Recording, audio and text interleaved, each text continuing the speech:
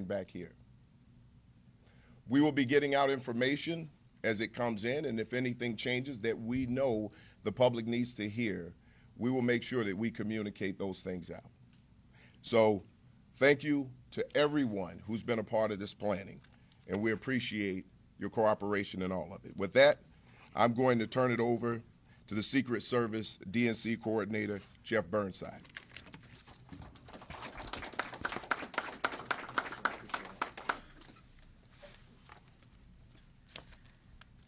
Thank you, Superintendent Snelling. My name is Jeff Burnside, and I'm the Secret Service Coordinator for the 2024 Democratic National Convention, which has been designated as a national special security event. For more than a year, the U.S. Secret Service, along with our team here in Chicago, has been working with the Chicago Police Department and our other local, federal, and state partners to develop a security plan that will provide a safe and secure environment for not only those attending the convention, but the residents and guests of the city of Chicago. The purpose of today's briefing is to provide an overview of the security measures that will be in place here in Chicago during the convention. I'll begin with an overview of expected street impacts and then move into a brief review of the security impact maps. Both the maps and a detailed list of street impacts will be released following this press conference and available to the public on the Chicago Office of Emergency Management and Communications website, chicago.gov/OEMC. For the street impacts, there will be temporary street closures that will begin near the United Center at approximately 7 p.m. on August 17th and remain in place throughout the duration of the convention and into the early morning hours of August 23rd. Temporary street closures will begin around the McCormick Place on August 16th at approximately 10 p.m. and again remain in place until the conclusion of events there. Prior to the security restrictions being in place, the public may notice security barriers and fencing being installed in these areas. Lane disruptions and some limited sidewalk impacts may occur during this time, and we ask the citizens for their patience and their grace while we work to ensure their safety.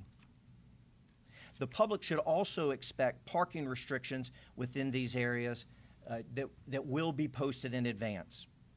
And again, a complete list of the street closures and parking restrictions will be available online at chicago.gov/OEMC. I'll now move to a quick review of the security impact maps. And as a reminder, these maps will also be available online on the OEMC website. So, referencing the maps, the areas that you see shaded in yellow are vehicle screening areas.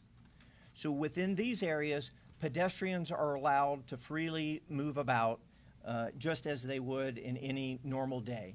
These areas are not bound by fences, but rather just a series of street closures. However, vehicles entering this area will be subject to screening. They must enter the area through a vehicle checkpoint where they will briefly be screened by law enforcement. Bicycles are permitted in the vehicle screening area and are not required to go through a screening checkpoint.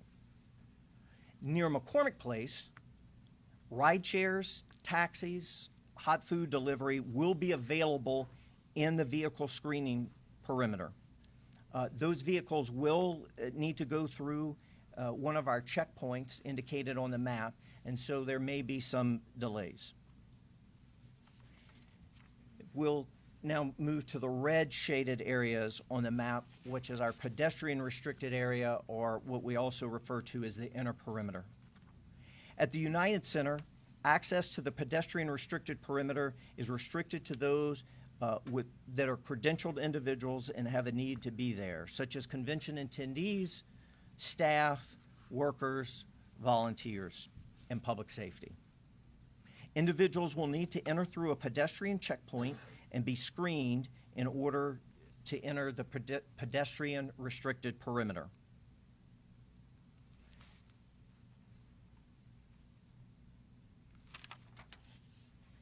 Personal vehicles will not be allowed to enter the pedestrian restricted perimeter. Bicycles, scooters, golf carts will also be restricted in this area and not permitted. Residents of the Henry Horner homes will be able to access their homes, and their entry instructions will be communicated directly to them during our canvassing efforts, as well as through efforts by the Chicago Housing Authority. People will be able to access businesses within the outer perimeter or vehicle restricted area. All businesses within the pedestrian restricted area have been reserved for exclusive use by convention attendees and volunteers.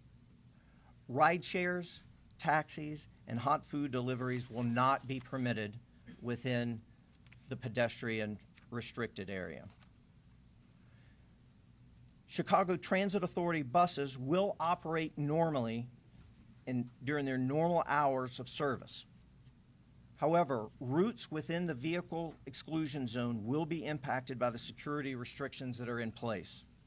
Riders are asked to expect delays and budget a little extra time for travel. We've been working very closely with CTA, and they will publish information and get it out to the public on alternate bus stops and that type of information. Deliveries, trash service, mail, the all-important Amazon deliveries, they will continue as normal. Those vehicles will be screened prior to entering the vehicle screening area. And so there might be some shifting of normal delivery times. And again, we ask for businesses and residents' patience as we work through that process. All deliveries that are entering the Secret Service perimeter must go through our commercial vehicle screening location, and that location has been communicated to the businesses and delivery companies that would be impacted. The commercial vehicle screening location will be open when our perimeters go into place, and it will remain open throughout the duration of the National Special Security event. Some delays could result as a result of these increased security measures. While security for an event of this size and scope will have an impact on city residents, the goal of the Secret Service and our partners is to provide the most secure environment while minimizing the daily disruptions to the city. In the event of an emergency, the Chicago Office of Emergency Management and Communications app will be used to notify those in the area of a critical situation. We will continue to update the public on any potential changes to the security measures, and residents are encouraged to follow the Chicago Office of Emergency Management and Communication on social media and visit the city's website, again, at chicago.gov/OEMC. There they will find all of the information that they need on the full impacts of our security measures. And in closing, I'd just like to thank all of our partners in the city of Chicago, the state of Illinois, all of our federal partners. This has truly been a collaborative effort. As the superintendent said, we've been working in close coordination for well over a year. And it has truly been the honor of my career to have this assignment and to work with our tremendous partners here in the city of Chicago. Now I'd like to introduce the acting special agent in charge of the FBI's Chicago field office, Lucas Rothar.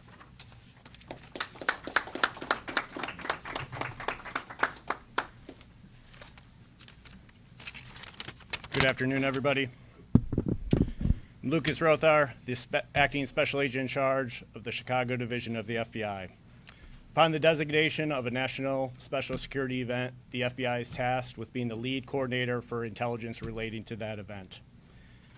For over the past year, the men and women of the FBI, along with our partners in law enforcement, have worked diligently to evaluate and assess all information and intelligence related to this event And we've taken appropriate actions, and we shared that information with our law enforcement partners at the local, state, and federal levels. At this time, there are no known articulable threats to the DNC.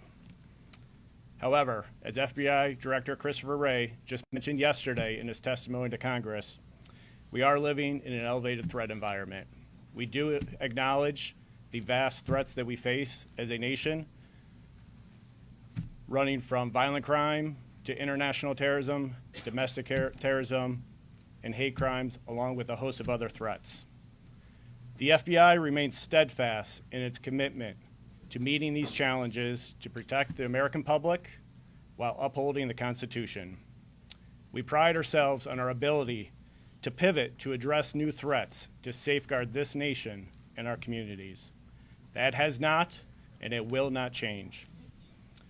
We're always adapting, we're always learning, and we're always adjusting our approach as we receive new information. And we will continue to do that throughout the DNC. The FBI is committed to devoting all resources as needed to combat any threats should they arise. Our special agents, intelligence analysts, and professional staff are prepared for this mission. We have a host of teams from across the country throughout the entire FBI that will assist us with these tasks.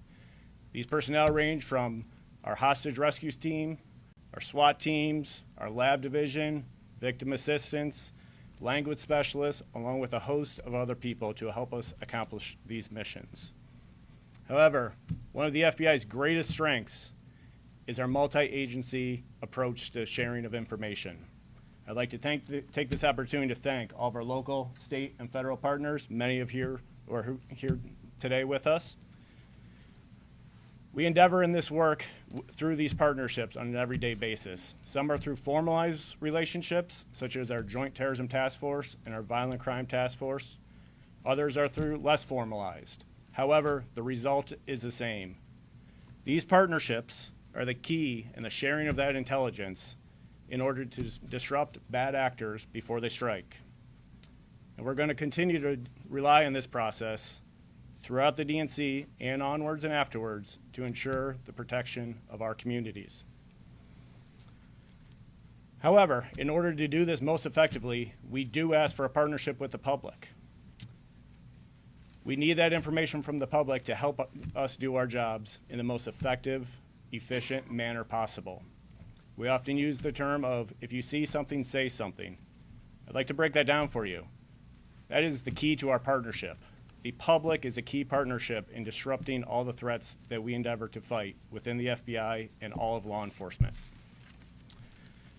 Every year, the FBI fields tens of thousands of tips from the public. Those tips can often make what makes a difference in preventing a crisis. All tips received are reviewed, evaluated, and prioritized for additional action. Again, these tips from the public help us to identify threats before they become a crisis. So what should people report to us? There is no such thing as something too insignificant to report. I would encourage everybody, if you see something suspicious, if something you feel is threatening, whether it's an online threat or comment, or it's whether you see something in person, please report it to law enforcement. If it's an emergency, an immediate threat to life, you should call 911. For any other reports that you'd like to make, any appropriate law enforcement agency will take that tip and we will share it amongst ourselves. If you'd like to submit a tip to the FBI, the public can call 1-800-CALL-FBI, or tips can be submitted online at tips.fbi.gov.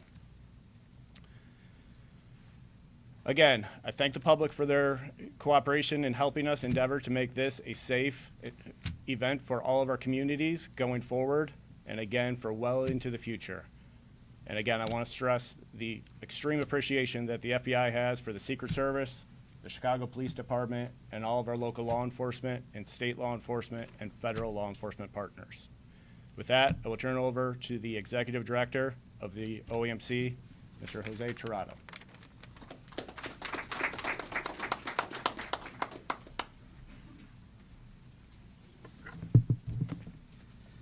Good afternoon.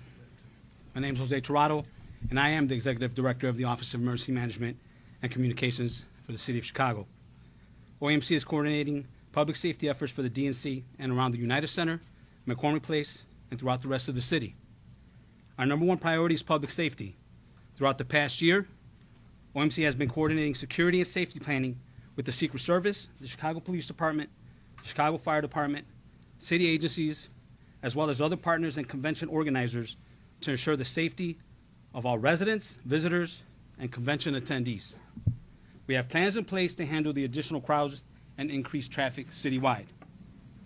The largest impacts will be felt around the United Center, McCormick Place, specifically due to street closures, parking restrictions, and added security measures. Businesses and homes will be accessible within those perimeters. Before heading out, please remember to plan ahead, allow extra travel time, consider alternate routes, and use public transportation if possible. OAMC, alongside other city departments and federal agencies, will continue to canvass the impacted areas to engage with residents and businesses to answer any of their questions. This includes the areas around the United Center, McCormick Place, the Central Business District, the West Loop, and the South Loop. OMC's website is chicago.gov/OMC. It contains information related to public safety, street closures, traffic reroutes, parking restrictions, emergency notifications, and much more. Throughout the convention, OAMC will be pushing out important notifications. In addition to Notify Chicago and ShyBiz alerts, we have developed a dedicated text alert for the convention for DNC 2024. In order to opt in, you can text DNC to the following number, 226-787-226-787. And I'll say that again. In order to opt in for the DNC 2024 text alert, type in DNC to the following number, 226-787. The best way to receive all information is to download the Chicago OAMC app, as you've already heard from everyone who's been working with us. I could tell everyone right now I would download that app immediately. Additionally, to enhance our monitoring of citywide events, OAMC will also be activating the City Emergency Operations Center, staffed by local, state, and federal partners. While we make every effort on behalf of the city to keep residents and visitors safe, we remind everyone that they also have a role to play in our community. We encourage the public to please report any suspicious activity by calling 911. Simply said, if you see something, say something. And I'll say that again. If you see something, say something. Do not hesitate to call 911. We look forward to ensuring a safe convention for all and for the city. Thank you very much. I will hand it now back to Derek from the Secret Service.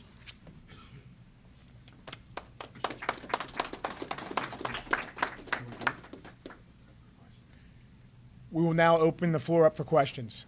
Just a reminder, just please lead with your name and outlet, and then we're gonna try to just do one question and get follow-ups later because there's so many. AP? Sophia with AP. The protesters have indicated that they're in talks to move closer to the United Center. And I don't know who would be the best for that, but where those talks are and approximately where they would be.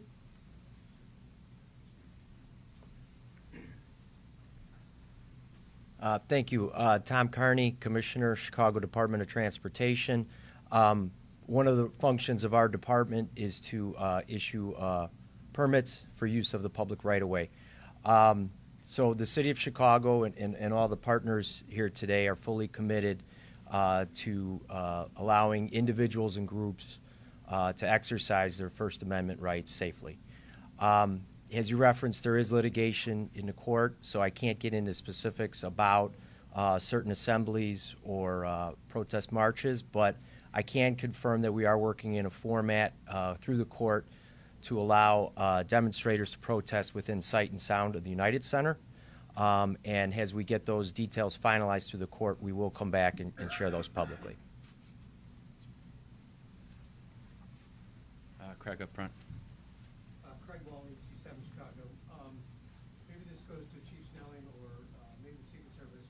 I know you sent representatives up to the RNC to observe up there. What was learned from up there, and how will that be applied here for the DNC? And if it's any changes?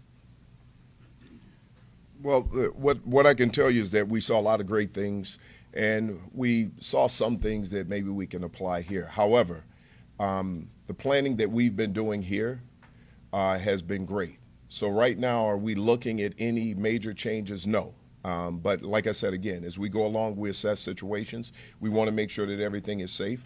And if at any point or any time we think we need to make some changes for the safety of the city, we will do so. So the partnership, again, has been great. We saw some great things when we were out there, and we see some great things here. And 3 words, we're ready. We are ready. Follow-up, if we could, about that protest. Second row. Because we saw in Milwaukee. Sorry, Craig. Shia.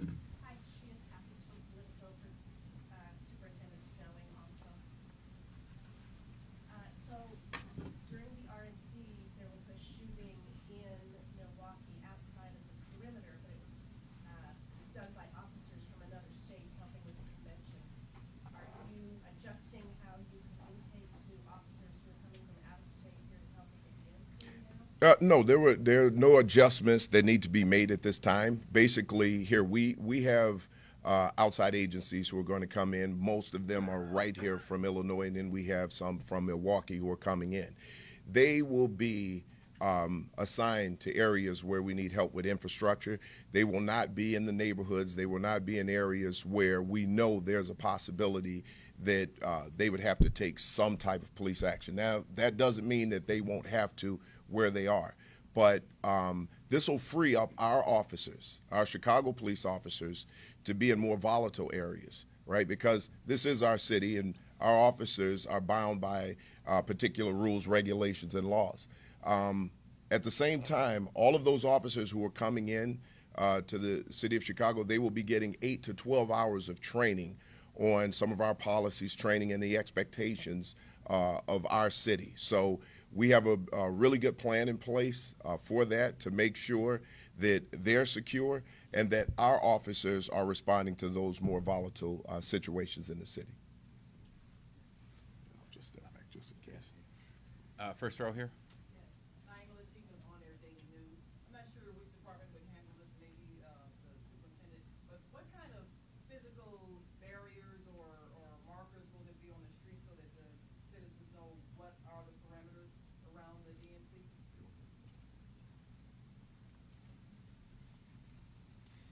So I'm a visual learner, so I'm going to reference the maps as we kind of talk through this. So in the yellow areas, that is not bound by any type of fencing. There will be a series of street closures that will be well marked for motorists so that they will see those. The red areas will be bound by fencing. Pedestrians will be able to see that. It will be clearly marked. It will be clearly visible.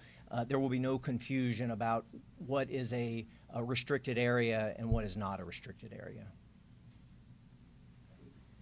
First row. Or second, right, Julie. Superintendent, can you tell us, are there any protest groups that you have not communicated with that you expect will arrive in Chicago to demonstrate? Well, here's what I can tell you, because it's unpredictable who will arrive here. We're willing to meet with any protest group to have that conversation, to talk about expectations, to explain what it is that we expect of them. Because I think that clear communication gives us an idea of how they can move forward successfully in having their voices heard. And at the same time, it gives us an opportunity to help keep our city safe. And it also allows us to know and understand where we need to deploy resources. So any conversation to be had, we're willing to have those conversations. Third row on the end. Good morning, Michelle Gallardo with ABC7. My question is for both Director Tirado and for the Secret Service. You've discussed the desire to minimize impacts to both businesses and residents, both on the inner perimeter and in the yellow zone, and the outreach that has already been done. Can you be more specific about what kind of communications have already been had with maybe businesses or resident groups in the area, and what more you expect to be doing between now and the beginning of the convention? So one of the subcommittees that we set up very early on in this process is our Community Impact Private Sector Subcommittee. And they've been working very diligently since last August on outreach efforts. And there's several prongs and phases to that. But they've held a multitude of outreach events. We've reached over 1,000 organizations throughout this process. In April, the Secret Service partnered with our friends at OEMC, the FBI, the Chicago Police Department, and a multitude of other Chicago agencies, and actually went door-to-door canvassing in the areas, actually a much larger area than what you see depicted on these maps, letting people know that things were coming, that where they could go to get information, deriving them to the OEMC website so that they understand that that is a trusted source of information and updates. We have attended community meetings where we've answered questions about impacts to bus routes and public transportation. And some of those meetings that we held early on, quite frankly, we have to go back to those groups because we just didn't have the information that they needed at that time. And so we're in a full court press from now until the end of the convention. And this doesn't stop on the 19th. This is a continuing effort through the end of the convention because we owe the residents and the citizens of the city of Chicago that to make sure that their questions are answered, that they have the access to the city services that they need, to prepare them for what type of disruptions or delays that they might expect so that they could adjust their schedules accordingly.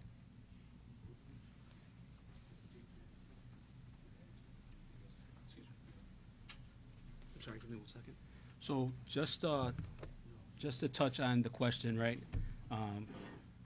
Jeff did an amazing job, but the reason I'm going to introduce Ivan Capifali is because he's also boots on the ground to get into specifics on how OEMC, Secret Service, CPD, Community Engagement for the Mayor's Office has been pushing out this message since April and March. I'm going to bring him up. This is Ivan Capitali, First Deputy for the ACP. Good afternoon, everyone. Good afternoon. And thank you for being here. My name is Ivan Capifali, and I'm the Acting Commissioner for the Chicago Department of Business Affairs and Consumer Protection, also known as BACP. BACP in-person canvassing efforts included businesses and residents within the newly announced perimeter and those near the venues. Additionally, BACP set up a phone bank and has been actively reaching out to businesses that were missed during the in-person canvassing. Since April, BACP has reached out to almost 900 businesses around the United Center and nearly 500 businesses near McCormick Place. I want to confirm that BACP will be part of the canvassing efforts that are occurring tomorrow. Additionally, BACP has shared DNC information through emails and our social media pages, engaged with delegate agencies, elected officials, industry partners, and more. We created a frequently asked questions toolkit in collaboration with the Office of Emergency Management and distributed widely. Lastly, BACP has been urging businesses to enroll in CHIBIS Alerts, which provides vital text and email notifications tailored for the business community. Since launching our outreach efforts in April, we've experienced a 17% growth in business in subscribers to CHIBIS Alerts, demonstrating the effectiveness of our initiatives. I want to thank our partners and business community and preparing for the convention. Thank you, everyone, for being here today. And we'll be having an advisory come out later about the canvassing. Marianne? Thank you, Marianne Aiken from DC5. In Milwaukee, the mayor provided daily updates at 6:30 a.m. every day, and I'm wondering, Mayor, if you anticipate doing that, or if someone else will be offering sort of an update of what happened so that the media is informed of how everything is going daily? I don't want to speak for the mayor, but the Secret Service and CPD will do a daily presser. We're still working on that time, but it'll either be in the late morning or the late afternoon. And you know where that would be? We're still working that out. We're hoping to have it at OEMC.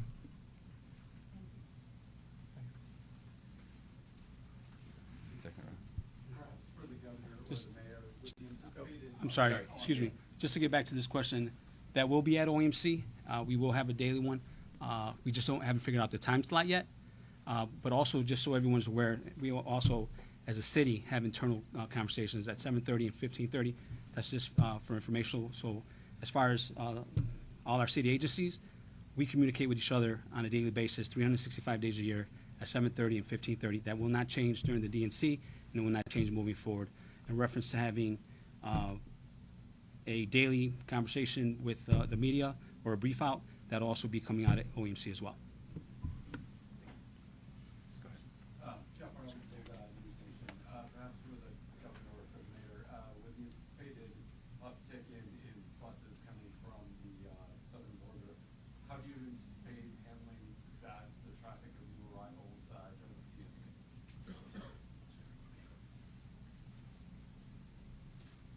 Well, there's been a very strong partnership between the state of Illinois and the county of Cook to prepare ourselves for that act if it were to take place. We have right now currently roughly 5,600 new arrivals that are still in our shelters.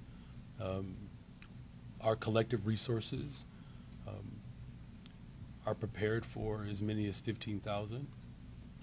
But we certainly hope that, Governor Abbott finds Jesus Christ as the Lord and Savior and don't do that.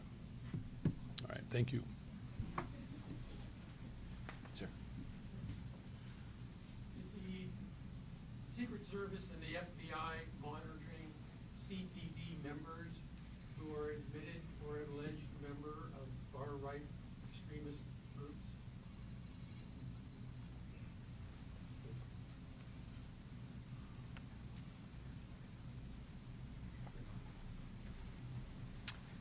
Yeah, so we're not going to comment on the existence of any pending investigations, whether they have one or not. What I can tell you is the FBI is committed to the investigation of all individuals relating to possibility of any domestic terrorism relations or any hate crimes or any other civil rights violations. Second row.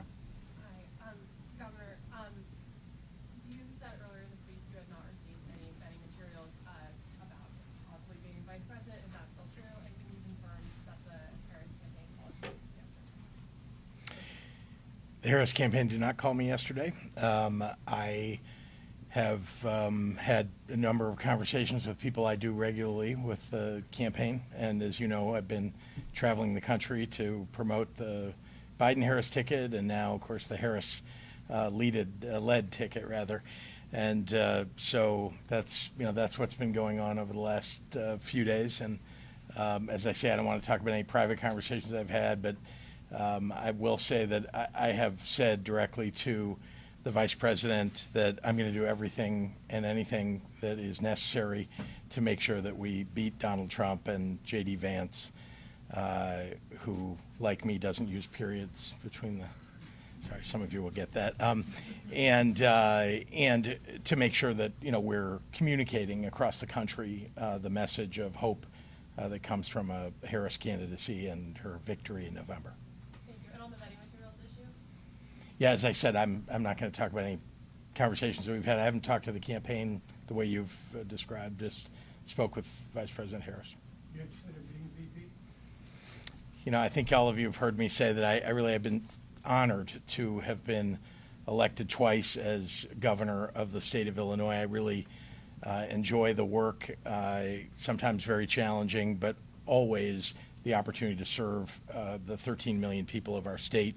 And so, there's not much that would pull me away from that job. But Governor, you said two things. You said you haven't talked to them, and then you did talk to her. So which one is it? Sorry, I think the question was, had I spoken with them in the last day? Did I get a call? And the answer is no. I did mean this. Have you spoken to the Harris campaign? Well, sure. I don't know anybody who's involved in Democratic politics that isn't talking to the Harris campaign, if you have the opportunity to. So that's the answer. I mean, I'm, as you know, I know people who work on the campaign, and I'm involved in transmitting the message of the campaign. So I'm excited about the next 100 days.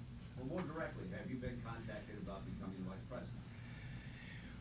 Again, I'm not going to talk about that. I can tell you that, I'm going to campaign. Whatever happens in this process that I understand is going on, my job is to make sure that we win in November. So I'm going to work hard to do that as I have for, gosh, I don't know, the last year and a half of this campaign.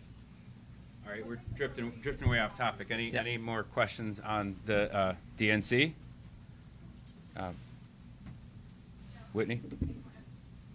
Superintendent, I just wanted to check back in on the mutual aid question. I think before, when we had done a press conference, you were anticipating bringing in maybe ballpark 400 mutual aid officers in the aftermath of the attempted assassination of former President now candidate Donald Trump, as well as the volatility in Washington just yesterday with the Netanyahu visit. Are you expecting to bring in more mutual aid from outside agencies? Right now, what we've looked at is we've looked at our officers. We've looked at scheduling around our officers, day off cancellations, extensions of tour, and we have more than 400 coming in. We have upwards of 500 coming in, and we, based on our assessment, we have a very good complement of officers who will be out there. They're highly trained. They will be responding professionally, and we're going to make sure that as we work with our partners and with the partnership that we have along with our federal partners, we will make whatever adjustments we need to make as things change. And as you said, we've seen some things happen during campaigning. If we see some of those things, we will make the adjustment, and we do have the manpower to deal with it. And just to put a finer point on it, did the increase happen after July 13th, or was that always? It was already baked in. This is something that we've been looking at, and we've been assessing these situations as we go along. Again, when you're going through a year of planning, that you don't have all the answers when you start planning and you start training. As you move along, as you assess situations, as you look at the changes in venues, things of that nature, then you have to make the changes with it. And we've done that. And we'll continue to do that. We'll continue to make assessments. And if there's something that we think we need more of, we'll make requests for that.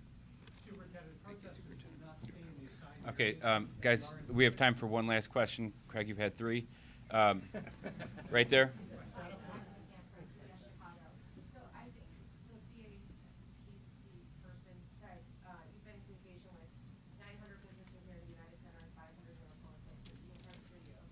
Is that accurate?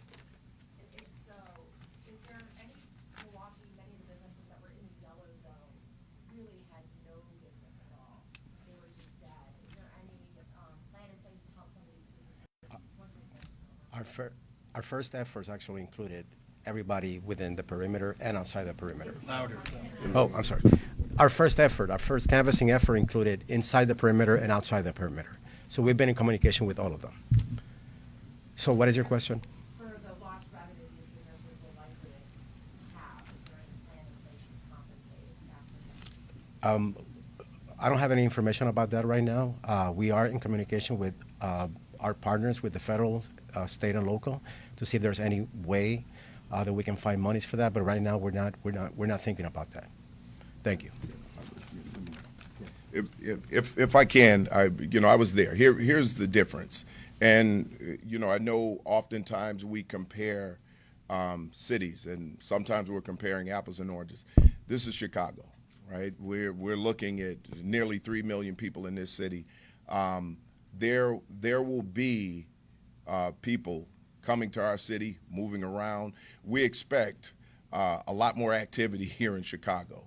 So those expectations is why we're planning around these situations. We do expect businesses to have traffic, because we're expecting traffic all over the city, and we're planning around all of those things. Okay, everyone, thank you very much. We're going to dismiss our speakers, and I ask that you all hold in your seat. Remember, need an escort out, so thank you. We'll be around if you have any other questions, or you can email us.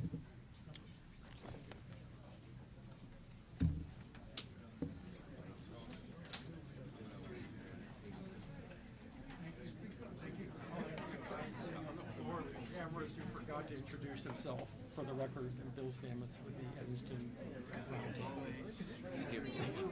So, who was the person in the Secret Service who was talking talking to Lewis about the perimeter, and I have credentialing questions. Who is that person? Well, if you have credentialing questions, you can. No, like just the protocol of how it's being secured. Okay. Well, we can probably answer it. That was Jeff Burnside, though, who was. Is he still here? He's out, but I can answer. Well, let them go for